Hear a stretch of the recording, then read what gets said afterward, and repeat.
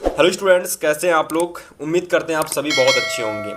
तो आज की यह वीडियो में हम लोग डिस्कस करने वाले हैं गणित का मॉडल पेपर। आप सभी को पता है कि मॉडल पेपर क्या होता है, कि आपके बोर्ड परीक्षा में जैसा पेपर आता है सेम उसी तरीके का ये मॉडल पेपर होता है। और कोई भी स्टूडेंट यदि इस मॉडल पेपर को एकदम शुरू से लेकर के एकदम एंड तक देख लेता है तो ये समझ लीजिए कि उसको उस टाइप के क्वेश्चंस का अनुमान हो जाता है जैसे कि क्वेश्चंस आपके बोर्ड पेपर में आते हैं। यानी अगर सीधे शब्दों में बात करें तो इस पेपर में बताए गए हर एक क्वेश्चंस आपके बोर्ड एग्जाम के लिए काफ़ी ज़्यादा इंपॉर्टेंट होते हैं। तो सभी क्वेश्चंस कैसे कैसे टाइप के क्वेश्चंस आते हैं, बहुविकल्पी कैसे पूछे जाते हैं, 4 नंबर वाले क्वेश्चंस कैसे आते हैं, 2 नंबर वाले क्वेश्चंस कैसे आते हैं और लॉन्ग 6 नंबर वाले क्वेश्चंस कैसे आते हैं। तो मतलब पूरी कंप्लीट जानकारी आज के इस वीडियो को देखने के बाद आपको हो जाएगी। यदि आपको मैथ के पेपर में कोई भी डाउट है कि कैसे क्या क्या आता है, कैसे हमें करना है, हमको बोर्ड एग्जाम में मैथ के पेपर में 95+ स्कोर कैसे करना है, तो वो सारी जानकारी इस वीडियो में आपको प्राप्त होने वाली है। वीडियो को स्टार्ट करते हैं। अगर आप चैनल पर नए आए हों तो चैनल सब्सक्राइब कर लेना, अगर वीडियो पसंद आए लाइक कर देना और अपने फ्रेंड के साथ शेयर भी कर देना। तो देखिए, सबसे पहले बेसिक जानकारी यह होती है कि जो भी हमारा पेपर होता है उसको हमको 3 घंटे 15 मिनट के अंदर पूरा करना होता है। ये मेनली जो 15 मिनट होते हैं इसमें आपको क्या करना होता है, पेपर को पढ़ना पड़ता है कि आखिर में पेपर में क्या क्या आया हुआ है। ठीक है, इसके बाद जो 3 घंटे आपको मिलते हैं इसमें आप पेपर को पूरा सॉल्व करते हैं, पूरी कॉपी को भरते हैं। ठीक है, तो फिर 3 घंटे 15 मिनट ऐसे हमारे हो जाते हैं और 70 अंक का ये पूर्णांक आता है, यानी पूरा पेपर 70 नंबर का होता है। तो चलिए, अब यहाँ पर कुछ रिस्ट्रिक्शन दे रखी हैं जिनका स्क्रीनशॉट लेकर के आप पढ़ लेना। ठीक है, फिलहाल इसके अंदर के जो क्वेश्चंस होते हैं उनकी बात करते हैं और देखते हैं कि कैसे कैसे क्वेश्चंस इस पेपर में आए हुए हैं। तो देखिए, सबसे पहले अगर मैं बात करता हूं कि पेपर में आपके गणित के यानी मैथ के पेपर में क्या पूछा जाएगा, तो देखिए सबसे पहले बहुविकल्पी प्रश्न आएंगे। ठीक है भाई, ध्यान से समझना। सबसे पहले बहुविकल्पी प्रश्न आएंगे जो कि टोटल आप लोगों के 20 पूछे जाते हैं। कितने? टोटल 20 बहुविकल्पी पूछे जाते हैं और हर एक बहुविकल्पी का एक एक अंक आपको दिया जाता है, यानी हर एक बहुविकल्पी 1 नंबर का आता है। और ये 1 नंबर ही आप सभी लोगों को कह सकते हो कि तैयार करने के लिए किस किस टाइप के क्वेश्चन आपको तैयार करने हैं, तो वही मैं आपको बताने वाला हूँ। ठीक है, तो 20 बहुविकल्पी होंगे और 20 नंबर के ये आपके पूछे जाते हैं। चलिए, सबसे पहले यहाँ पर पहले क्वेश्चन की बात करते हैं कि आखिर में जो हमारा पहला क्वेश्चन है वो क्या दे रखा है। और पहला ही जो क्वेश्चन आप लोगों का है ये पहले चैप्टर से लिया गया है, काफ़ी इंपॉर्टेंट क्वेश्चन है और आपको पेपर में इस टाइप का एक क्वेश्चन जरूर देखने को मिल सकता है। ठीक है, तो चलिए सबसे पहले प्रश्न को पढ़ते हैं। क्वेश्चन दे रखा है कि हर के, ठीक है, 2 की घात 5 और 5 की घात n रूप के आधार पर ज्ञात कीजिए। यानी कि यहाँ पर आप लोगों को एक समीकरण दे रखी है मतलब कि 14,058 और 1250, यानी कि 1458 बटे में 1250 का जब आप दशमलव प्रसार करेंगे तो ये कितने स्थान तक रहेगा या फिर कितने स्थान तक ये आएगा। तो इस वाले क्वेश्चन को सॉल्व कैसे करना है बड़े ध्यान से आप समझना। ठीक है, बहुत आसान क्वेश्चन है।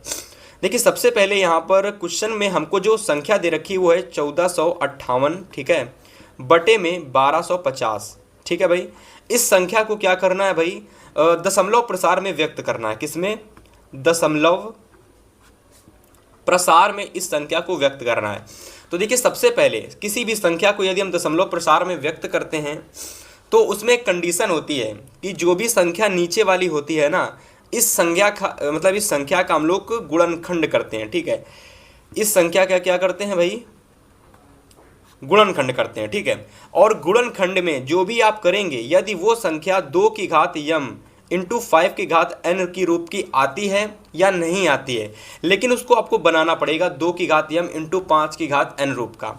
तो देखिए, सबसे पहले तो चलिए इस पूरी संख्या 1250 का गुणनखंड कर लेते हैं। तो देखिए 1250, ठीक है, करते हैं इसको। सबसे पहले इस 1250 को काटते हैं तो देखिए 2 छंग 12 हो जाएगा, 2 दूना के 4, 2 पंचे 10 हो जाएगा। ठीक है, अब भाई ये किससे कटेगा, तो अब ये 5 से कटेगा। 5 से काटिए, 5 एकम 5, 5 दूना के 10 और फिर 5 एकम 5। और फिर से आपको क्या करना है, इसको 1 मिनट, 2 छंग 12, 2 दूना के 4, 2 पंचे 10। ठीक है, 5 एकम 5, 5 दुना के 10, 5 पचा के 25, यहाँ 5 आएगा। फिर 5 से काटिए तो 5 दुना के 10, 5 पचा के 25, फिर 5 से काटिए 5 पचा के 25, फिर 5 से काटिए 5 एकम 5। तो इस तरीके से देखिए गुणनखंड हमने इसके कर लिए हैं। अगर मैं बात करता हूँ तो देखिए 2 आप लोगों का एक बार आ रहा है, ठीक है। और अगर मैं बात करता हूँ 5, ठीक है, अगर मैं बात करता हूँ इसमें 5 तो 1 2 3 4, 5 आप लोगों का 4 बार आ रहा है, ठीक है।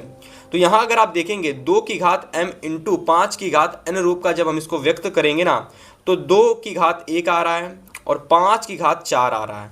लेकिन होता क्या है कि हम लोगों को जो इसकी घातें होती हैं ये बराबर करनी पड़ती हैं, ठीक है। तो हम क्या करेंगे, इस पर्टिकुलर जो भी हमको प्राप्त हुआ है 2 की घात 1 इंटू 5 की घात 4, इसको सबसे पहले 1250 की जगह हम पुट कर देंगे, ठीक है। तो देखिए 1458 बटे में 1250, ठीक है। इस 1250 और 1458 को कुछ ऐसा हम लोग लिख लेंगे, 1458 बटे में 2 की घात 1 इंटू 5 की घात 4। अब यहाँ पर हमको क्या करना है, घातों को बराबर करने के लिए 2 की घात 3 का मल्टीप्लाई ऊपर नीचे कर देते हैं। तो जब आप इसको करेंगे मल्टीप्लाई तो आप लोग देखेंगे कि 2 की घात 4 हो जाएगा नीचे और 5 की घात 4 पहले से ही था, ठीक है। ये आपका 2 की घात 3 अगर है तो ये 8 हो जाता है। और 1458 में आप जब गुणा वगैरह करेंगे तो देखिए जब आप इसका मल्टीप्लाई करेंगे ऊपर वाली संख्या का तो लगभग आप लोगों का आ जाएगा 1100, एक मिनट, 11,000, ठीक है, 11,664 आएगा, ठीक है, 11,664। अब देखिए 11,664 आ गया आप लोगों का। अब नीचे आपको क्या दे रखा था, 2 की घात 4 इंटू 5 की घात 4, तो आप इसको नीचे लिख लेंगे 2 की घात 4 इंटू 5 की घात 4। अब देखिए 2 की घात 4 और 5 की घात 4 जब इसका आप मल्टीप्लाई करेंगे तो लगभग ये आपका आ जाएगा 10,000 के करीब, ठीक है, ये आपका 10,000 के करीब आएगा। आप इसको गुणा कर लेना। और ऊपर वाला आपका पहले से ही दे रखा है 11,666, ठीक है। अगर आप देखेंगे तो 1 2 3 4 नीचे 4 जीरो दे रखे हैं और 4 अंक पर ही हमको दशमलव लगा लेना है। यदि यहाँ से 4 जीरो अगर आप काटेंगे तो 1 2 3 4 4 संख्याओं के बाद आप लोगों का क्या आ जाएगा, 4 अंकों के बाद दशमलव आ जाएगा। अगर आप देखेंगे तो दशमलव हमारा कितने स्थानों तक आ रहा है, तो 4 स्थानों तक आ रहा है, ठीक है। तो अगर यहाँ से हम बात करते हैं कि कौन सा हमारा ऑप्शन सही होगा तो ऑप्शन नंबर जो हमारा डी है ये बिल्कुल आप लोगों का सही ऑप्शन होगा।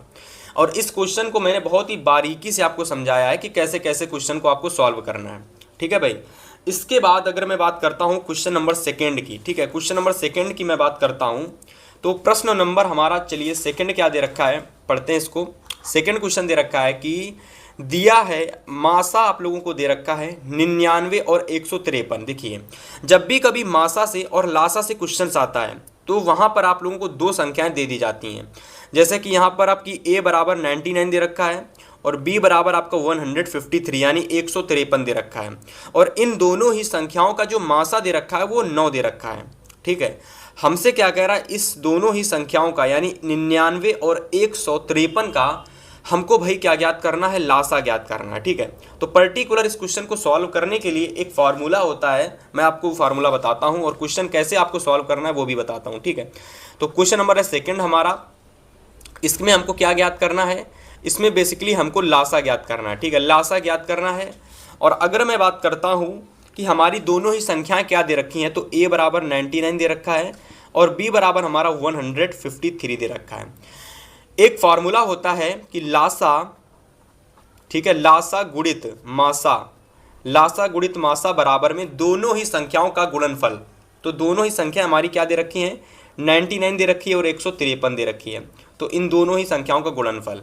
अगर मैं बात करता हूं मासा की तो मासा हम लोगों का कितना दे रखा था, मासा हम लोगों का 9 दे रखा था, ठीक है। तो यहाँ पर हम लोग 9 कर लेंगे और लासा हमारा एज इट इज हमको तो इसको निकालना ही पड़ेगा। तो यहाँ से आप लोग देखिए 99 इंटू 153, ठीक है। अगर आप इस 99 को इधर ले आओगे तो ये बटे में हो जाएगा और 99 से जब आप 9 से आप जब 99 और 153 को काटोगे तो देखिए काटते हैं 9 एकम 9, 9 एकम 9 से कट जाएगा। अब इस 11 का मल्टीप्लाई आप 153 से दे दीजिए तो 11 3 33 आ गया 3 हासिल, 11 5 55 3 58 आ गया 5, 11 एकम 11 और 5 16, ठीक है। तो यहाँ से 1683 जो है ये आपका आंसर आ गया, ठीक है। तो इस तरीके से आपको अगर मासा दे दिया जाए या तो आपको लासा दे दिया जाए और आपको 2 संख्याएं दे दी जाएं तो आप इजीली मासा गुणित लासा बराबर में दोनों ही संख्याओं का गुणनफल से आप क्वेश्चन को सॉल्व कर सकते हो। और ऐसा प्रश्न आपको हर साल बोर्ड एग्जाम में देखने को जरूर मिलेगा। तो ऑप्शन नंबर जो डी है इस वाले क्वेश्चन का बिल्कुल सही ऑप्शन हो जाएगा। चलिए भैया, इसके बाद अगले क्वेश्चन की बात करते हैं। तो अगला प्रश्न हम लोगों का क्या दे रखा है? अगला प्रश्न हम लोगों का दे रखा है कि बहुपद हमको एक दे रखा है, एक बहुपद दे रखा है एक्स स्क्वायर माइनस का 2x माइनस का 3, और इस बहुपद के शून्यांक क्या होंगे हमको वो क्वेश्चन में बताना है। देखो, सबसे पहले इस टाइप का जब भी क्वेश्चन आपका बोर्ड एग्जाम में पूछा जाता है, ठीक है, तो सबसे पहले मैं एक चीज़ क्लियर कर देता हूँ कि जो भी हमारा क्वेश्चन नंबर 3 था और क्वेश्चन में एक बहुपद दे दिया जाता है, ठीक है, क्वेश्चन में क्या होता है कि आपको एक बहुपद दे दिया जाता है। जैसे एग्जाम्पल के लिए बहुपद आ गया एक्स स्क्वायर माइनस का 2x माइनस का 3। अब ये हमारा बहुपद दे दिया गया, हमसे क्या कहता है क्वेश्चन में कि इस पर्टिकुलर बहुपद के शून्यांक निकालिए। क्या निकालिए? शून्यांक या फिर शून्यक निकालिए, ठीक है। तो जब भी कभी शून्यक निकालने की बात आती है तो वहाँ पर आप लोगों को x की वैल्यू निकालनी पड़ती है, ठीक है, कि x के जो 2 मान होते हैं वो आपको निकालने पड़ते हैं, ठीक है। तो देखिए, सबसे पहले कैसे सॉल्व करना है ध्यान से समझिए। क्या करेंगे, इसके हम गुणनखंड कर लेंगे। तो एक्स स्क्वायर माइनस का 2x माइनस के 3 के क्या कर लेंगे भाई, इसके हम गुणनखंड करेंगे ना, तभी जा करके हमको शून्यांक प्राप्त होंगे। तो देखिए, सबसे पहले गुणनखंड करते हैं। तो देखिए, एक्स स्क्वायर माइनस का 2x माइनस का 3, सबसे पहले 3 का मल्टीप्लाई एक्स स्क्वायर से करोगे तो जो भी आता है जोड़ने घटाने पर हमको यहाँ लाना पड़ेगा, ठीक है। तो एक्स स्क्वायर, तो यहाँ पर हमको जोड़ने घटाने पर कह सकते हो 2x लाना है और गुणा करने पर 3x स्क्वायर लाना है, ठीक है। तो हम क्या करेंगे स्टूडेंट, यहाँ पर ऐसी संख्या मानते हैं जैसे कि मान लो माइनस का 3x मान लेते हैं, ठीक है, और आप लोगों का प्लस का x मान लेते हैं, ठीक है। इनको आप जब गुणा करोगे तो माइनस का 3x स्क्वायर हो जाएगा, जोड़ोगे तो माइनस का 2x हो जाएगा, माइनस का 3 आ जाएगा। अब इसको हम इजीली सॉल्व कर लेंगे, x को कॉमन ले लिया, x माइनस 3 आ गया। यहाँ पर हमने +1 कॉमन ले लिया तो x माइनस 3 इसके अंदर आ गया। अब क्या करेंगे, जो कॉमन चीज़ है उसको एक तरफ कर लेंगे और जो कॉमन नहीं है उसको एक ब्रैकेट में कर लेंगे, ठीक है। यहाँ से x की एक वैल्यू निकलेगी 3 और यहाँ से दूसरी x की वैल्यू निकलेगी माइनस का 1। तो अगर मैं बात करता हूँ कि भैया शून्यांक क्या होंगे, तो x की 2 वैल्यू निकलेंगी 3 और माइनस का 1। यही दोनों क्या होते हैं, शून्यांक होते हैं। यही दोनों क्या होते हैं, किसी बहुपद के शून्यांक होते हैं। यानी इस दिए गए बहुपद के अगर मैं शून्यांक की बात करता हूं तो पहला शून्यांक 3 होगा, दूसरा माइनस का 1 होगा। और इस कदर अगर मैं आंसर की बात करता हूं तो 3 कॉमा माइनस का 1, यानी 3 कॉमा माइनस का 1 यानी सी नंबर ऑप्शन बिल्कुल सही ऑप्शन आपका हो जाएगा। और इस वजह से तीसरा वाला क्वेश्चन आपके बोर्ड परीक्षा के लिए काफ़ी ज़्यादा इंपॉर्टेंट बन जाता है। ऐसा क्वेश्चन आपको जरूर बोर्ड परीक्षा में देखने को मिलेगा। एक बहुपद आपको दे देगा और उसके शून्यांक आपसे पूछ देगा, ठीक है। तो क्वेश्चन को बहुत अच्छे से आपको सॉल्व करके आना है। चलिए भाई, क्वेश्चन नंबर 4 की बात करें तो 4 नंबर क्वेश्चन में हमको एक द्विघात बहुपद फिर से पूछ दिया गया है। द्विघात बहुपद से क्वेश्चन है, कह रहा कि द्विघात बहुपद के अधिक से अधिक शून्यांकों की संख्या होती है। तो देखिए, जब भी कभी क्वेश्चन आ जाए, क्वेश्चन नंबर 4 है, थोड़ा इसको समझ लीजिए, वैसे एक ही लाइन का क्वेश्चन है, मैं आपको बता देता हूँ। देखिए, जब भी कभी बात होती है द्विघात, ठीक है, द्विघात या बात होती है त्रिघात, तो जब द्विघात बहुपद की बात हो रही हो और वहाँ से आपसे पूछ दिया जाए कि द्विघात बहुपद के शून्यांक कितने होते हैं, तो द्विघात बहुपद के शून्यांकों की जो संख्या होती है ना, शून्यांकों की जो संख्या होती है वो आपकी 2 होती है। और अगर क्वेश्चन में बात कर दिया जाए त्रिघात बहुपद की और इसके अगर शून्यांकों की संख्या पूछ दी जाए तो इसके शून्यांकों की जो संख्या होती है ना वो होती 3। आपको ऐसे मैं समझाता हूँ। द्विघात बहुपद में क्या होता है, द्विघात बहुपद ले लीजिए जैसे एक्स स्क्वायर माइनस का 2x प्लस का 1, ठीक है। अगर आप एक त्रिघात बहुपद ले लेंगे तो उसको मैं एग्जाम्पल देता हूँ कि एक्स क्यूब प्लस का 2x स्क्वायर प्लस का 3x प्लस का 1, तो ये एक त्रिघात बहुपद हो गया, ये एक द्विघात बहुपद हो गया। त्रिघात बहुपद में अगर मैं शून्यांकों की बात करता हूं तो भैया होते हैं 3, ठीक है। अगर मैं द्विघात बहुपद की बात करता हूं तो इसके शून्यांकों की संख्या की बात करता हूं तो इसकी शून्यांकों की संख्या होती है 2। तो ये चीज़ आपको याद रखनी है, द्विघात बहुपद और त्रिघात बहुपद से ऐसे क्वेश्चन पूछा जा सकता है, ठीक है भाई, याद कर लेंगे सभी लोग। चलिए, तो यहाँ पर अगर मैं बात करता हूँ कि द्विघात बहुपद के अधिक से अधिक शून्यांकों की संख्या कितनी होती है तो आप बताएंगे 2 होती है, ठीक है, क्लियर हो गया। चलिए अगले क्वेश्चन की बात करें, क्वेश्चन नंबर 3 की। तो 5 नंबर क्वेश्चन कह रहा है कि युगपत समीकरण, हमको एक समीकरण दे दिया गया है। युगपत समीकरण का मतलब होता है कि आपके पास दो समीकरण हैं, आपके पास 2 समीकरण हैं, आपके पास 3 समीकरण हैं, या तो आपके पास 4 समीकरण हैं। तो युगपत का मतलब होता है समीकरणें दी गई हैं और उसमें क्या करना है कि आपको इसमें दे दिया गया है कि युगपत समीकरण यानी दोनों ही समीकरणों के कोई हल नहीं निकलते हैं, और फिर इस कंडीशन में आपको क्या करना है कि k का जो वैल्यू है वो ज्ञात करना होगा। तो देखो, ऐसा क्वेश्चन आपको बोर्ड परीक्षा में देखने को जरूर मिल सकता है, और कैसे सॉल्व करना है इस टाइप के क्वेश्चंस को वो भी मैं आपको बताने का प्रयास करता हूं। देखिए, तो क्वेश्चन नंबर हमारा 5 है, और 5 नंबर प्रश्न में, ठीक है, क्वेश्चन नंबर 5 है, और 5 नंबर क्वेश्चन में क्या कह रहा है कि हमको 2 समीकरण दे दी गई हैं, x + 2y = 70, और दूसरी समीकरण है आप लोगों की 2x + का ky = 35, और इन दोनों ही समीकरणों में क्या दे दिया गया है कि कोई हल नहीं निकलते हैं, कोई हल नहीं निकलते हैं। तो इस समीकरण के कोई हल नहीं है। तो सबसे पहले देखिए, ध्यान से समझना, करना क्या आपको कि यहाँ से इन दोनों ही समीकरणों से स्टूडेंट आपको a, ठीक है, b और c के सबसे पहले वैल्यू ज्ञात कर लेनी है। अगर मैं सिंपल शब्दों में अगर मैं और बताऊं तो a1, b1 और c1 की वैल्यू निकाल लेनी है, और a2, b2 और c2 की वैल्यू आपको निकाल लेनी है। अब ये वैल्यू क्यों निकालेंगे उसको समझिए, क्योंकि जब भी कभी किसी भी 2 समीकरणों के कोई हल नहीं निकलते हैं, ऐसी कंडीशन में क्या होता है, एक हमको समीकरण प्राप्त होती है कि भैया जो a1/a2 का अनुपात होता है ये बराबर होता है b1/b2 के, लेकिन ये दोनों a1/a2 b1/b2 ये बराबर नहीं होते हैं c1/c2 के। तो ये हमको एक समीकरण या फिर एक कंडीशन प्राप्त होती है। इस कंडीशन से आप लोग क्या कर सकते हो, इस टाइप के क्वेश्चन सॉल्व कर सकते हो। अगर कह दे कोई हल नहीं है तो ये कंडीशन आपको लगानी है। चलिए a1 का मान बताते हैं। तो a1 का मान x⁻1 है, a2 का मान x⁻2 है, b1 की बात करता हूँ तो y⁻2 है, c2 की बात करता हूँ तो y⁻k दे रखा है, और अगर मैं c1 की बात करता हूँ तो 70 है, और c2 की बात करता हूँ तो 35 है। ठीक है, अब यहां से आप ध्यान से समझिए। अब a1/a2 इन दोनों को केवल हम उठा लेते हैं, इन दोनों को, ठीक है। तो a1/a2 बराबर है b1/b2 के, ठीक है।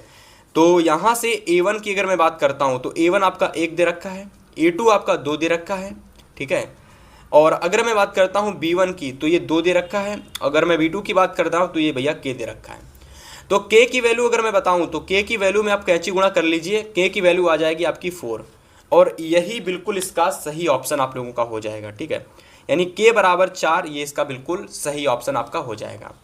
और यहाँ से इस क्वेश्चन का आंसर भी आपको बता देना है कि कौन सा सही होगा। तो आप बताएंगे कि ऑप्शन नंबर जो डी है ये हमारा बिल्कुल सही ऑप्शन हो जाएगा। और ऐसा प्रश्न आपको बोर्ड परीक्षा में 101% देखने को मिलेगा, ठीक है। चलिए क्वेश्चन नंबर 6 की बात करें तो कह रहा है कि यदि द्विघात समीकरण, अब यहाँ पर एक हमको द्विघात समीकरण दे दिया गया है 3x² माइनस का 6x plus k is equal to 0, है ना। कह रहा है कि इसके मूल समान हैं। यानी भाई अगर आपको कोई एक द्विघात समीकरण दे दे और कह दे कि उसके जो मूल हैं वो समान हैं, और फिर उस कंडीशन में k का मान पूछ दे, p का मान पूछ दे, q का मान पूछ दे, तो किसी का भी मान पूछ सकता है, ठीक है। तो देखिए सबसे पहले आपको क्या करना है कि द्विघात समीकरण पर अगर अपनी नज़र डालनी है। तो क्वेश्चन हमारा है 6, क्वेश्चन नंबर हमारा कौन सा है, 6 है, ठीक है। तो प्रश्न नंबर 6 है और द्विघात समीकरण हमको दे रखी है 3x², ठीक है, 3x² माइनस का 6x प्लस का k इज इक्वल टू 0। एक बार देख लेते दोबारा, ठीक है। तो यही हमारी द्विघात समीकरण दे रखी है, और कह रहा है कि इसमें, इस प्रश्न में, कि इसके जो मूल हैं वो कैसे हैं, समान हैं। तो देखिए जब भी कभी कह दे कि मूल समान है, ठीक है, जब भी कभी क्वेश्चन में क्या कह दे कि मूल समान है, तो फिर वहाँ पर हमारा एक कंडीशन लगता है। कंडीशन ये होता है कि जो हमारा विविक्त कर होता है ना, विविक्त कर, ठीक है। तो ये पर्टिकुलर जो हमारा विविक्त कर होता है d जिसको हम बोलते हैं, इसका मान होता है b² माइनस का 4ac, तो ये जो हमारा डी होता है बी स्क्वायर माइनस का 4ac विभक्त कर जिसको हम बोलते हैं, अगर ये मूल समान है, ठीक है, अगर मूल समान है तो ये जो डी होता है या फिर ये जो बी स्क्वायर माइनस 4ac होता है, ये दोनों ही 0 के बराबर में हो जाते हैं। तो सिंपल से हमको इसको उठा लेना है, हमको इसको उठा लेना है, बी स्क्वायर माइनस का 4ac को उठा लेना है और इसको 0 के बराबर में रख देना है। अगर मैं बात करता हूँ इस द्विघात समीकरण से a की वैल्यू तो हो जाएगी 3, अगर मैं b की वैल्यू बात करता हूँ तो माइनस का 6 हो जाएगी, अगर मैं c की वैल्यू की बात करता हूँ तो ये आपकी k हो जाएगी। यहाँ से आपको a b c पता चल गए। अब a b c के मान आप यहाँ पर पुट कर देंगे, ठीक है। तो b की वैल्यू माइनस का 6 आप रख देंगे, स्क्वायर हो जाएगा इसका, a बराबर आप 3 रख देंगे, ठीक है, और c बराबर आपका k हो जाएगा बराबर में 0। ये आपका माइनस माइनस का 6 गुणा करके 36 बन जाएगा। ये आपका 4×3 12 k हो जाएगा बराबर में 0। अब इस धनात्मक 36 को आप इधर लेकर जाएंगे तो ऋणात्मक में हो जाएगा, ठीक है। माइनस से माइनस कैंसिल, 12×1 12 36, तो k बराबर में आपका 3 यहाँ से आ जाता है। और इस तरीके से देखिए, आप दिए गए द्विघात समीकरण से अगर मूल समान है तो आप कुछ इस तरीके से क्वेश्चन को सॉल्व कर सकते हैं, और जो भी आपको आगे आता है या फिर जो भी मान आपको पूछा जाता है, k का मान, p का मान, q का, आप इस तरीके से ज्ञात कर सकते हैं, ठीक है। चलिए अगले क्वेश्चन की बात करें भाई। फिलहाल अगर मैं ऑप्शन की बात करता हूं तो ऑप्शन नंबर हमारा जो बी है ये बिल्कुल सही हो जाएगा, ठीक है। चलिए इसके बाद प्रश्न नंबर 7 कह रहा है कि 2 आकृतियां दे रखी हैं, ठीक है। क्वेश्चन पढ़िए आप लोग एक बार।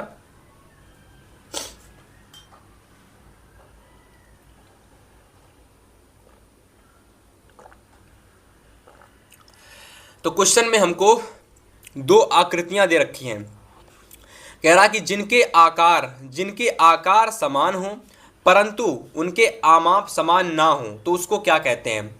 देखो जैसे समझाने का मैं प्रयास करता हूँ। क्वेश्चन नंबर 7 में हमसे ये कह रहा है कि जो आकार है वो समान है, ठीक है, आकार समान दे रखा है, लेकिन जो उनके आमाप हैं वो असमान है, ठीक है। तो इस बात को समझना, ठीक है, यानी आकार समान दे रखा है और आमाप जो है वो समान नहीं दे रखा है। तो ऐसी कंडीशन में जो भी हमारी आकृतियां होती हैं वो समरूप प्राप्त होती हैं। कैसी प्राप्त होती हैं? समरूप प्राप्त होती हैं। और दोनों ही चीज़ें अगर समान हैं, यानी आमाप भी समान है और आकार भी समान है, तो फिर हमारी जो आकृतियां होती हैं वो सर्वाग सम प्राप्त होती हैं। कैसी? सर्वाग सम प्राप्त होती हैं। तो इस बात को आप ध्यान रखना। तो अगर मैं इस क्वेश्चन के राइट ऑप्शन की बात करता हूं तो ऑप्शन नंबर जो हमारा सी नंबर होगा, यहाँ पर देखिए मैं आपको दिखाता हूं। तो ऑप्शन नंबर जो हमारा सी है ना, ये बिल्कुल सही ऑप्शन हो जाएगा, यानी समरूप आकृतियां। तो ये वाला ऑप्शन बिल्कुल सही हो जाएगा, ठीक है। चलिए इसके बाद अगले क्वेश्चन की बात करें तो अगला क्वेश्चन नंबर 8 कह रहा है कि हमको यहाँ पर एक बिंदु ये दे रखा है और दूसरा बिंदु हमको ये दे रखा है। क्वेश्चन ये कह रहा है कि इन दोनों ही बिंदुओं को, ठीक है, इन दोनों ही बिंदुओं को मिलाने वाली रेखाखंड के मध्य बिंदु के निर्देशांक आपको बताने हैं। जैसे कि अगर मैं क्वेश्चन की बात करता हूं तो क्वेश्चन आपको एक अच्छा खासा इंपॉर्टेंट क्वेश्चन प्राप्त चल जाएगा, यहां से आपको पता चल जाएगा, कह सकते हो 8 नंबर क्वेश्चन है। और इस क्वेश्चन में देखिए ध्यान से, बड़ा ही इंपॉर्टेंट क्वेश्चन है। मध्य बिंदु के निर्देशांक पूछ रहा है। तो जब भी कभी क्वेश्चन में आपसे क्या पूछ दे भाई, मध्य बिंदु के निर्देशांक पूछ दे, तो उस कंडीशन में जैसे कि अगर मैं बात करता हूं कि कोई एक बिंदु हमारा ये ए है और एक बिंदु कोई हमारा ये बी है, इसके बीच में कोई बिंदु हमारा ओ है, तो पर्टिकुलर इस वाले बिंदु के निर्देशांक आपको बताने हैं, ठीक है। तो अगर मैं इन दोनों को ही मिला देता हूं तो ये मध्य बिंदु है, यानी ये दूरी और ये दूरी आपस में बराबर होगी। इसके निर्देशांक अगर मैं बात करूं तो इसके निर्देशांक -2,6 अगर मैं मान लूं, जो कि दे रखा है क्वेश्चन में, और इसके बी वाले के निर्देशांक -2,10, ठीक है। तो एक के निर्देशांक -2,6, दूसरे के निर्देशांक -2,10 दे रखे हैं, और ये दोनों ही बिंदु क्या है कि एक मध्य बिंदु से समदूरस्थ हैं, तो मतलब कि समान दूरी पर हैं, और ऐसे में इस मध्य बिंदु का हमको निर्देशांक ज्ञात करना है। तो सबसे पहले इस क्वेश्चन को सॉल्व करने के लिए आपको एक फार्मूला होता है कि जब आप x का मान निकालेंगे तो x1 प्लस x2 बट्टे में 2 ये होता है। और अगर आप जब y निकालेंगे तो y बराबर होता है y1 प्लस y2 बट्टे में 2। अब देखिए, अगर हम इसको x1 और इसको y1 मान लें और इसको x2 y2 मान लें और इसको xy मान लें, ठीक है, तो फिर हमको यहाँ से सारी चीज़ें क्लियर हो जाएंगी। तो x निकालेंगे तो x1 हमारा कितना दे रखा है, -2, प्लस हमारा x2 कितना दे रखा है, -2 बट्टे में 2। y अगर हम निकालेंगे तो y1 हमारा 6 दे रखा है, y2 हमारा 10 दे रखा है बट्टे में 2। इसको आप जोड़ोगे घटाओगे तो ये -4 बट्टे 2 हो जाएगा, ठीक है, और y बराबर इधर हमारा 16 बट्टे 2 आ जाएगा। तो अगर मैं x को निकालता हूँ तो -2 ये निकल के आ जाएगा, ये 2 अट्ठे 16 हो जाएगा। x बराबर -2 और y बराबर हमारा 8 आ जाएगा, ठीक है। तो यहाँ से अगर मैं x और y के निर्देशांक की बात करता हूँ तो -2, 8 हमारे x y के निर्देशांक हो जाएंगे, ठीक है। तो इस तरीके से ये वाला ऑप्शन मतलब कि ये हमारे दोनों ही निर्देशांक सही हो जाएंगे। और ऑप्शन की अगर मैं बात करता हूँ -2, 8, तो ऑप्शन नंबर सी हमारा यहाँ बिल्कुल सही ऑप्शन हो जाएगा, ठीक है। यानी क्वेश्चन नंबर 8 का ऑप्शन नंबर सी हमारा बिल्कुल सही हो जाएगा, ठीक है। इसके बाद 9 नंबर क्वेश्चन देखिए सभी लोग, जिन्होंने अभी तक वीडियो को लाइक नहीं किया लाइक कर देना। एवरी प्रश्न आपके बोर्ड परीक्षा की दृष्टि से काफी ज्यादा इंपॉर्टेंट है भाई, तो सभी लोग एक साथ वीडियो को लाइक जरूर कर देंगे, ठीक है। इसके बाद अगर मैं क्वेश्चन अगले की बात करता हूं तो अगला प्रश्न देखिए, आप लोग समझिए, इसको पढ़िए और मैं आपको बताने का प्रयास करता हूं। देखो, तो यहां पर अगर आप देखेंगे क्वेश्चन हमारा 9 क्या कह रहा है कि 10 स्क्वायर 30 दे रखा है और बट्टे में 1 प्लस का, ठीक है, 10 स्क्वायर 30 दे रखा है और इसका जो मान है वो हमसे पूछ रहा है कि भाई इसका मान क्या होगा।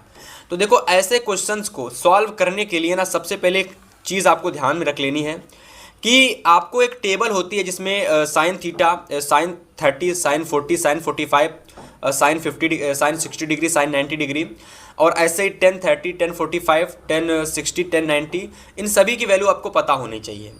अगर मैं 10 30 की बात करता हूँ तो 10 30 की वैल्यू सभी को पता होगी कि ये 1/√3 होती है, 1/√3। तो 10 30 की वैल्यू कितनी होती है, 1/√3 होती है। तो यहाँ पर अगर मैं इस समीकरण के अनुसार 1/√3 लिखता हूँ, इसको स्क्वायर कर देता हूँ, प्लस में 10 स्क्वायर 30 यानी कि 1/3 का इधर भी मैं अगर स्क्वायर कर देता हूँ, ठीक है। तो अगर आप इसको देखेंगे तो 1/3 ये हमारा सिंपल हो जाएगा। 1 मिनट दोबारा देखते हैं। तो यहाँ पर 2 दे रखा था, ठीक है, तो 2 मल्टीप्लाई में है, वही चीज़ मैं अगर मैं बात करूँ, 2 भूल रहा था मैं। तो देखो, अगर आप 2 को बाहर कर लोगे तो 1/√3 स्क्वायर स्क्वायर है, मतलब स्क्वायर दोनों तरफ है, तो ये 1/√3 किस में परिवर्तित हो जाएगा, 1/3 में। तो आगे देखिए, 2 × 1/3 मल्टीप्लाई प्लस का 1 प्लस का 1/3, ठीक है, ये आपका 2/3 हो जाएगा। और ये नीचे आपका एलसीएम लेकर 3 करोगे तो ये आपका 4/3 हो जाएगा। इधर आप इन दोनों का मल्टीप्लाई कर लो, इधर आप इन दोनों का मल्टीप्लाई कर लो, तो ये हो जाएगा 4 तिहाई 12 और ऊपर हो जाएगा आपका 2 तिहाई 6। तो 12/6, यहाँ से 12/6 आ गया। 6 दुना के 12, 6 एकम 6, 1 मिनट, 3 दुना के 6 गलत होगा, 6 ऊपर जाएगा 12 नीचे आएगा, ठीक है, ये सही है। तो 6 एकम 6, 6 दुना के 12, यानी 1/2 आप लोगों का बिल्कुल सही आंसर आ रहा है, ठीक है। यानी 1/2 यानी बी नंबर जो ऑप्शन है ये बिल्कुल हमारा सही ऑप्शन हो जाएगा इस वाले क्वेश्चन का। और इस कदर यहाँ पर आप देख सकते हो कि हमारा क्वेश्चन नंबर 9 कंप्लीट हो गया।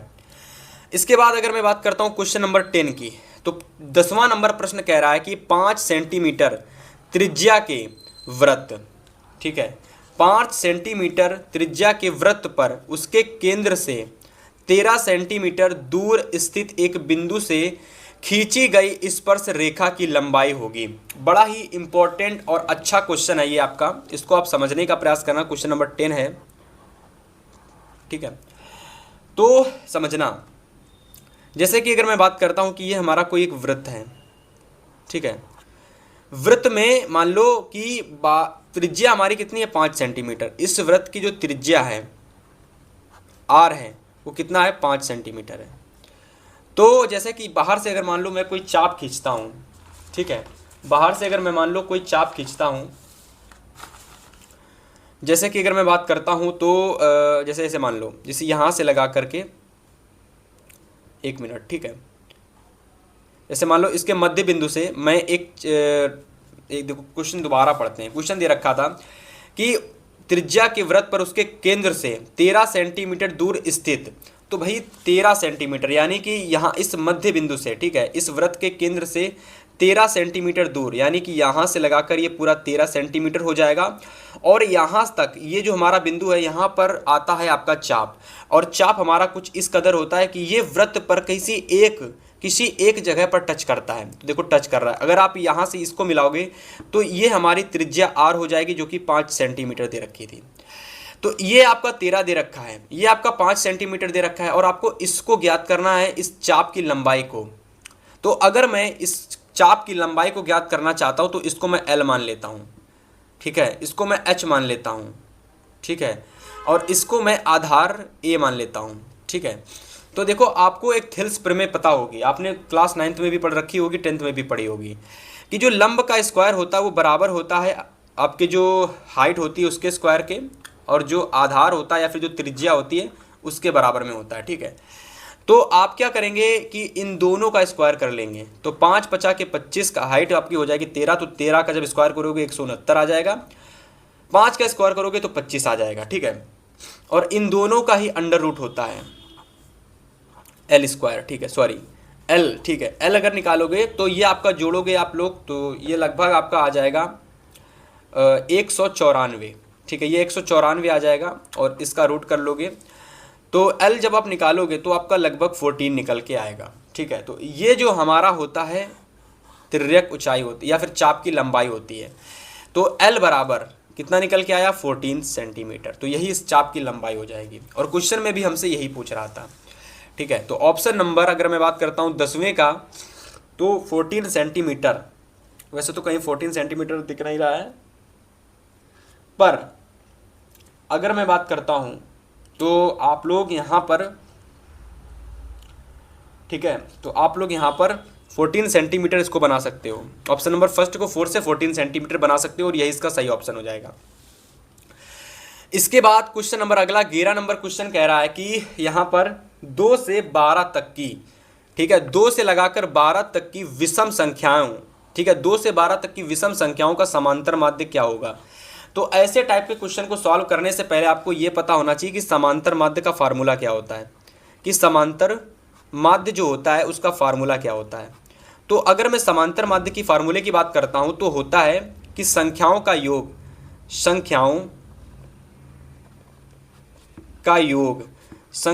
योग बटे में कुल संख्या। तो इस वाले फार्मूले को हमेशा याद रखना जब भी कभी समांतर माध्य से क्वेश्चन पूछ लिया जाए। तो क्वेश्चन नंबर 11 है, 11 में पूछा गया समांतर माध्य। तो समांतर माध्य में हमारी एक कह सकते हो एक समीकरण हमको दे रखा है, या फिर कह सकते हो एक कथन हमको दे रखा है कि 2 से 12 तक की हमको विषम संख्याएं लेनी है। तो 2 से लगा करके 12 तक की अगर मैं विषम संख्या लेता हूँ तो 3 हो जाएगी, 5 हो जाएगी, 7 हो जाएगी, 9 हो जाएगी और 11 हो जाएगी।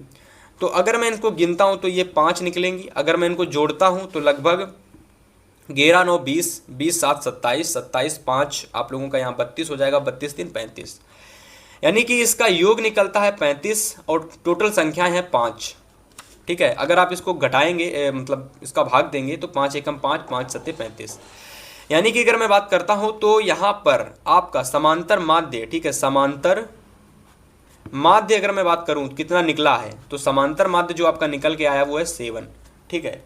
तो यहां से समांतर माध्य आपका 7 आ जाएगा, ठीक है। और क्वेश्चन का राइट ऑप्शन आप लोग अगर लगाएंगे तो हालांकि 7 कहीं नहीं दे रखा है पर किसी ऑप्शन में दिक्कत हो जाती है, ठीक है। तो आपको कोई एक ऑप्शन 7 बना लेना, जैसे कि मैं 5 को 7 बना लेता हूं और ये वाला ऑप्शन हमारा बिल्कुल सही हो जाएगा। तो 2 से 12 तक की विषम संख्याओं का समांतर माध्य कितना होता है, 7 होता है। नोट कर लीजिए। चलिए अगले प्रश्न की बात करते हैं।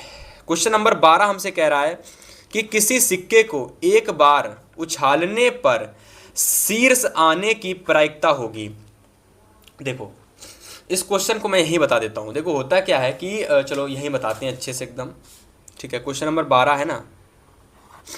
तो क्वेश्चन नंबर 12 में हमसे क्या कह रहा है कि हमको एक सिक्का है हमारे पास, ठीक है, एक सिक्का हमारे पास है और इस सिक्के में क्या होता है कि आपका एक होता है हेड होता है और एक होता है टेल। जब हम सिक्के को ऊपर उछालते हैं तो उसमें केवल एक ही या तो हेड आता है या तो टेल आता है ना। जब इसको हम ऊपर हवा में उछालते हैं ना तो उछालने के बाद या तो हेड आता है या तो टेल आता है, मतलब आएगा एक ही लेकिन कंडीशन दो है। तो जो चीज़ आती है उसको एक ऊपर रखते हैं, जितनी चीज़ होती है उसको नीचे रखते हैं, यानी कि प्राप्त होने की कंडीशन और टोटल कंडीशन। तो प्राप्त एक चीज़ होगी और टोटल कंडीशन दो हैं, तो यही इसकी प्रायिकता होगी। 1/2 क्या होगी, इस वाले क्वेश्चन की प्रायिकता हो जाएगी। सी नंबर इसका बिल्कुल सही ऑप्शन हो जाएगा। इसके बाद 13 नंबर क्वेश्चन कह रहा है कि 1 से 10 तक की, यहाँ पर देखिए 1 से 10 तक की धनात्मक सम संख्याएं कह दिए गई हैं और उनका भी समांतर माध्य पूछ दिया गया है। तो देखिए 1 से 10 तक की अगर मैं धनात्मक सम संख्या देखूं तो 2 हो जाती है, ठीक है। इसके बाद आप लोगों की 4 हो जाएगी, 6 हो जाएगी, 8 हो जाएगी और आपकी 10 हो जाएगी, ठीक है। तो 1 से लगा करके 10 तक की ये 5 आपकी धनात्मक सम संख्याएं हैं और इनका आपको क्या करना है, समांतर माध्य निकालना है। और अभी मैंने आपको समांतर माध्य निकालने की कंडीशन फार्मूला बताया और ऐसे ही आपको इस क्वेश्चन को सॉल्व करना है और आंसर इसका क्या होगा आप हमें कमेंट करके बताना। चलिए क्वेश्चन नंबर 14 दे रखा है कि यदि एक समान त्रिज्या r के दो अर्धगोलों, ठीक है, एक समान त्रिज्या यानी कि दोनों ही गोलों की जो त्रिज्याएं हैं वो कैसी हैं, वो समान हैं। तो एक समान, ठीक है, एक समान त्रिज्या के दो अर्धगोले हैं जिनके आधारों से, है ना, जिनके आधारों से उनको जोड़ा जाता है, तो इस नए बने ठोस का वक्र पृष्ठीय क्षेत्रफल ज्ञात कीजिए। तो प्रश्न नंबर 12 को जरा समझने का प्रयास करना एकदम अच्छे से, एकदम आसान सा प्रश्न है। जैसे कि अगर मैं ले लूं, एक ये हमारा अर्धवृत्त है, एक ये दूसरा हमारा अर्धवृत्त है। अब दोनों ही जो अर्धवृत्त होते हैं उनका जो वक्र पृष्ठीय क्षेत्रफल होता है वो 3πr² होता है, ठीक है। तो अब हम क्या करते हैं, इसकी जो त्रिज्या है वो r है, ठीक है। इस दोनों की त्रिज्याएं कैसी हैं, r है, यानी त्रिज्याएं बराबर हैं। तो जब हम इन दोनों को ही आपस में क्या करते हैं, जोड़ते हैं, इन दोनों को ही आपस में जब हम जोड़ते हैं तो देखिए जो इसका ये वाला भाग वाला क्षेत्रफल होता है, ये भाग का क्षेत्रफल जो होता है ये नहीं जुड़ता है, यानी कि दोनों में अगर हम πr² माइनस कर दें तो ये बचेगा कितना, 2πr², ठीक है, 2πr², इतना बचेगा केवल, ठीक है, 2πr², 2πr²। अब हम क्या करेंगे स्टूडेंट कि इस 2πr² और इस 2πr² को आपस में जोड़ देंगे। तो जब इसको हम जोड़ेंगे तो क्यों जोड़ेंगे, क्योंकि आधे वृत्तों को जोड़ करके हमको एक नया वृत्त बनाना है और जब वृत्त नया बनाएंगे तो उसमें इसके जो आधार हैं वो जुड़ेंगे नहीं। तो दोनों को जोड़ा और 2πr² प्लस 2πr² को इन दोनों को जोड़ा तो आंसर आ गया 4πr² और यही इसका बिल्कुल सही आंसर हो जाएगा। यानी दो अर्धवृत्त जिनकी त्रिज्याएं समान थी उनको अगर हम आपस में जोड़कर एक नया वृत्त बनाते हैं, उसका वक्र जो पृष्ठीय क्षेत्रफल है कितना निकलता है, 4πr² निकलता है। तो ये वाला ऑप्शन नंबर फर्स्ट इसका बिल्कुल सही ऑप्शन हो जाएगा। इसके बाद अगला क्वेश्चन नंबर हमारा 15 दे रखा है। एक हमको चित्र दे रखा है, डायग्राम दे रखा है और इस डायग्राम में AOB का क्षेत्रफल हमको ज्ञात करना है, लेकिन इस त्रिज्यखंड के क्षेत्रफल को ज्ञात करना है, केवल क्षेत्रफल नहीं है। ये त्रिज्यखंड का क्षेत्रफल हमसे पूछ रहा है कि AOB, जो AOB है ना, इस पूरे त्रिज्यखंड जो बना हुआ है इसका हमको क्षेत्रफल ज्ञात करना है। तो देखिए जब भी कभी क्वेश्चन आ जाए और आपसे कह दे कि भैया त्रिज्यखंड का क्षेत्रफल ज्ञात कीजिए, तो पर्टिकुलर क्वेश्चन नंबर 15 है और 15 में हमसे पूछ रहा है त्रिज्यखंड। त्रिज्यखंड का क्या पूछ रहा है, क्षेत्रफल पूछ रहा है। तो जब भी कभी त्रिज्यखंड का क्षेत्रफल पूछ दे तो उससे पहले आपको इसका फार्मूला पता होना चाहिए कि इसका सूत्र क्या होता है। तो मैं आपको बता देता हूं, इसका फार्मूला होता है थीटा, ठीक है, बटे में 360 इंटू πr², ये इसका फार्मूला होता है। तो त्रिज्यखंड के क्षेत्रफल को निकालने का फार्मूला क्या होता है, थीटा बटे 360 πr² गुणित πr²। तो यहाँ पर अगर मैं देखूँ तो r बराबर हमारा कितना दे रखा है, r बराबर हमारा 4 सेंटीमीटर दे रखा है और अगर मैं थीटा की बात करता हूँ तो कोण हमारा 30 डिग्री दे रखा है। कोण हमारा कितना दे रखा है, 30 डिग्री दे रखा है, ठीक है।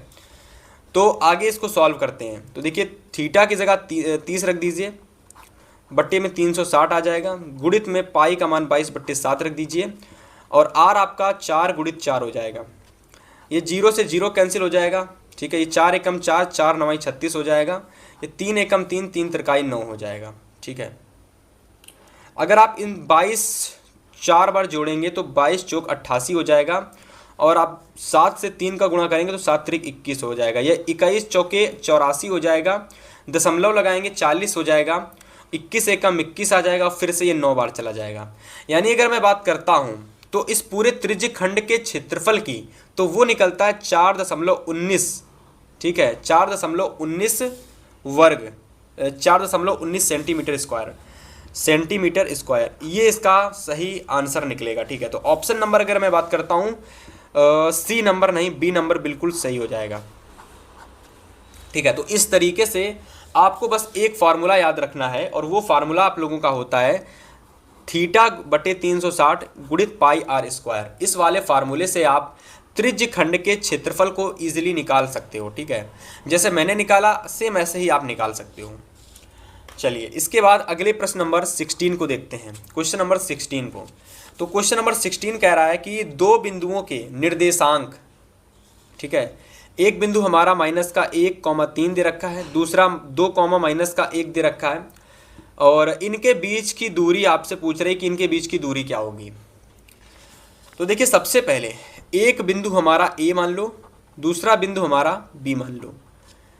एक बिंदु के निर्देशांक हमको दे रखे हैं -1,3, और दूसरे बिंदु के निर्देशांक हमको दे रखे हैं 2,-1, और हमसे अगर मैं इसको x1 y1 मान लूं और इसको अगर मैं x2 y2 मान लूं, तो आपको एक चीज़ याद होगी कि दूरी सूत्र, आपको एक चीज़ याद होगी दूरी सूत्र। जिनको नहीं याद है वो नोट कर लेंगे, समझ लेंगे एकदम अच्छे से। जो हमारा दूरी सूत्र होता है ये भाई होता है अंडर रूट में, इसके अंदर में x1 + x2 इसका होल स्क्वायर कर दो, फिर इसको जोड़ दो किससे, y1 + y2 से, और इसका होल स्क्वायर कर दो, और इस पूरे का रूट करना, इस बात को याद रखना। बस इस दूरी सूत्र में क्या करना होता है कि x1 x1, ठीक है, x2 x2, y1 y1, y2 y2, इन सारे मानों को पुट कर देना है। अंडर रूट में होता है तो इसको भी अच्छे से सॉल्व कर लेना है, और इसका जो भी आंसर आएगा आपको मुझे कमेंट करके बताना है, ठीक है। तो यहाँ पर आपको बहुत सारे ऑप्शन दे रखे हैं, तो कौन सा सही ऑप्शन है आपको हमें कमेंट करके बताना है।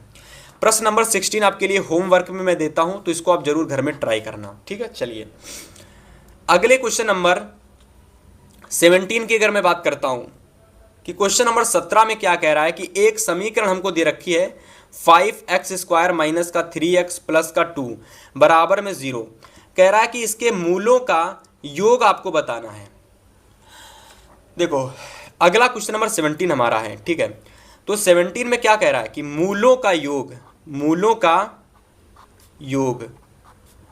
का योग हमको क्या करना है भाई, बताना है। तो देखिए जब भी कभी एक चीज़ याद कर लेना, जो मूलों का योग अगर आपसे कह दे किसमें, द्विघात समीकरण के क्वेश्चन में आ जाए, क्योंकि जो मूलों का योग होता है वो आप लोगों का बहुपद में भी पूछा जाता है। लेकिन जब कभी मूलों का योग द्विघात समीकरण से पूछ दिया जाए, क्वेश्चन द्विघात समीकरण से आया है और मूलों का योग पूछ दिया जाए, तो आपको एक बात याद रखना है कि यहाँ पर आपको क्या होता है कि अल्फ़ा प्लस बीटा बराबर में होता है, अल्फ़ा प्लस बीटा बराबर में b/a, माइनस का b/a। तो ये वाला फार्मूला आपको लगाना है। और अगर आपसे कह दे इन दोनों का गुणनफल अल्फ़ा इंटू बीटा का, तो ये आपका होता है c/a। तो इस बात को भी आपको याद रखना है, ठीक है। तो यहाँ से आप लोग a बराबर देखिए, b बराबर देखिए और c बराबर देखिए। तो द्विघात समीकरण हमको क्या दे रखी है, 5x² - 3x + 2, 5x² - 3x + 2 बराबर में 0, यही दे रखी है ना। हाँ, तो अगर मैं a की बात करता हूँ तो 5 हो जाएगा, b की बात करता हूँ -3 हो जाएगा, c की बात करता हूँ 2 हो जाएगा। तो a b c के मान आपको पता चल गए हैं।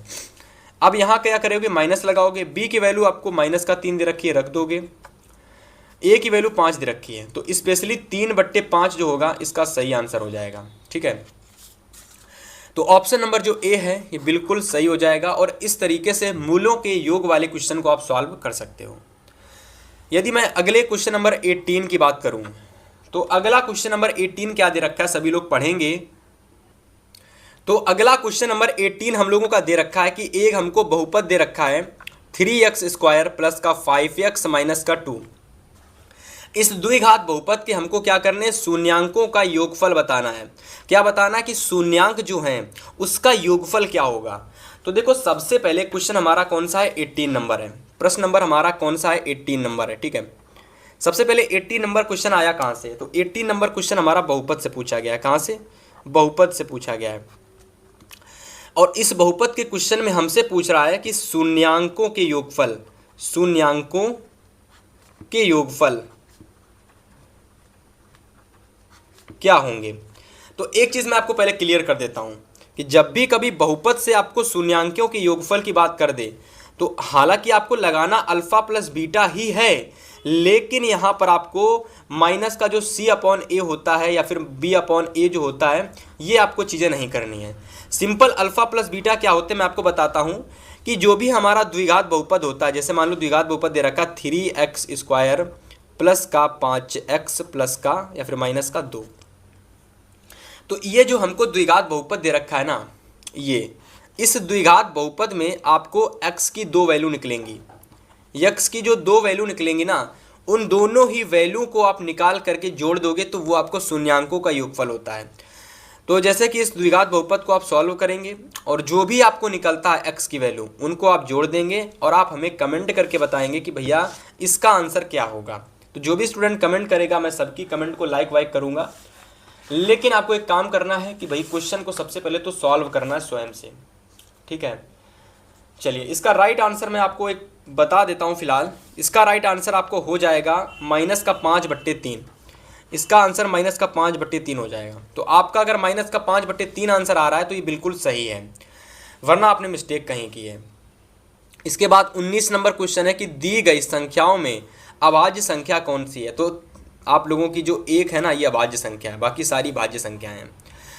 इसके बाद 20 नंबर फिर से क्वेश्चन है कि बहुपद दे दिया गया है x² प्लस का 7x प्लस का 10, इसके शून्यांक पूछ रहा है। ठीक है, तो चलो इसमें मैं आपको शून्यांक कैसे निकाले जाते हैं वो बता देता हूँ। देखो जैसे कि अगर मैं बात करता हूँ x² प्लस का 7x, क्वेश्चन नंबर 20 है, लास्ट क्वेश्चन है MCQ का।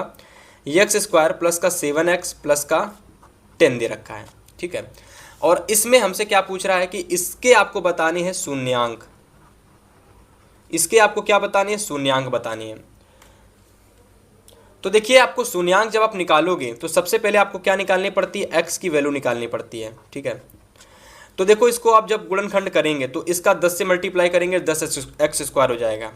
तो जोड़ने घटाने पर 10x² लाना है, और सॉरी जोड़ने घटाने पर 7x लाना है, वो भी धनात्मक, और गुणा करने पर आना चाहिए 10²। तो करते हैं, तो x² कर लो यहाँ पर 5 दूना के 10 यानी 5x प्लस का 2x कर लो। इन दोनों का गुणा करोगे 10² हो जाएगा। ठीक है, जोड़ोगे तो 7x हो जाएगा, प्लस का 10, इन दोनों से कॉमन ले लो, x को कॉमन लिया तो x प्लस 5 हो जाएगा। यहाँ से प्लस में 2 कॉमन लिया तो x प्लस 5 यहाँ पर हो जाएगा। ब्रैकेट वाली चीज़ों को एक कॉलम में रख लेंगे। ठीक है, जो ब्रैकेट में नहीं है उसको एक कॉलम में रख लेंगे। तो अगर मैं शून्यांकों की बात करता हूँ तो एक माइनस का 5 होगा, दूसरा माइनस का 2 होगा, और यही इसका सही ऑप्शन हो जाएगा। यानी माइनस का 5 माइनस का 2 ये दोनों इसके शून्यांक हो जाएंगे।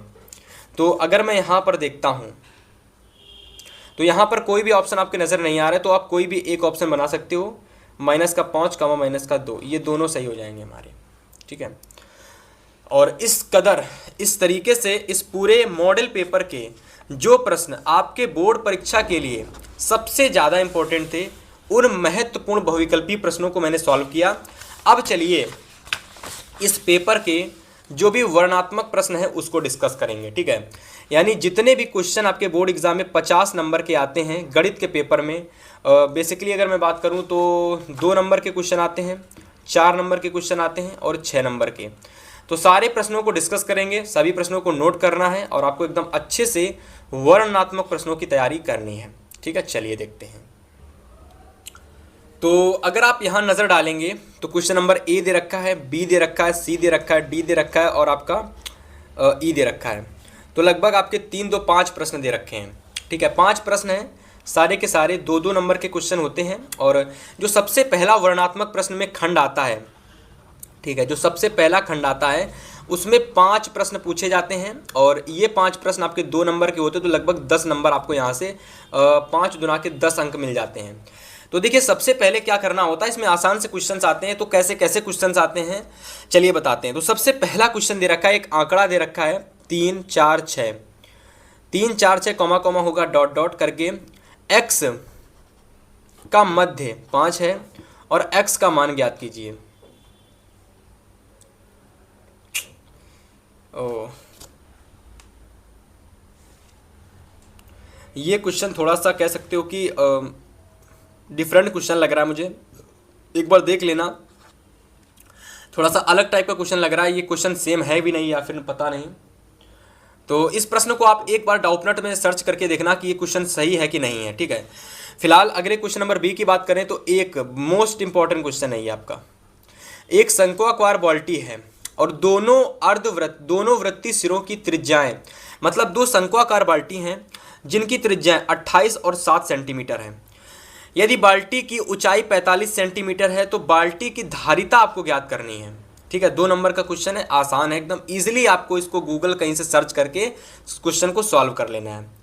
इसके बाद अगला क्वेश्चन है कि बिना लंबी विभाजन प्रक्रिया किए ज्ञात कीजिए कि ये जो हमको दे रखा है ना 987 बटे में 10,500, ये जो दे रखा है इस संख्या का दशमलव प्रसार शांत होगा या फिर अशांत होगा। तो ये आपको क्या करना है, आपको इसको सॉल्व करना है और बताना है कि शांत होगा या फिर अशांत होगा।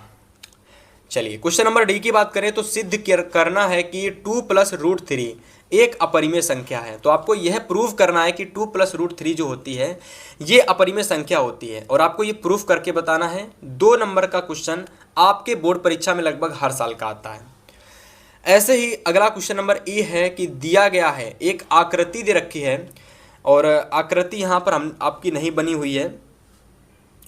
फिलहाल आकृति मुझे बनानी चाहिए थी, यहाँ पर फिगर देना चाहिए था, पर कोई बात नहीं, कोई दिक्कत नहीं। आप इस क्वेश्चन को इजीली डाउटनट या गूगल में सर्च कर लेना, आपको इसका फिगर भी मिल जाएगा और बेहतरीन सॉल्यूशन भी मिल जाएगा। बस क्वेश्चन को आपको एक बार देखना है, स्क्रीनशॉट लेना है और स्वयं से सॉल्व करना है, ठीक है। इजीली आपको सारे क्वेश्चन अच्छे से तैयार हो जाएंगे। तो दी गई आकृति में छायांकित भाग का क्षेत्रफल आपको निकालना है। किसका? छायांकित भाग का क्षेत्रफल निकालना है, यानी त्रिज्य खंड के क्षेत्रफल से, यानी वृत्त के त्रिज्य खंड के क्षेत्रफल से क्वेश्चन पूछा गया है।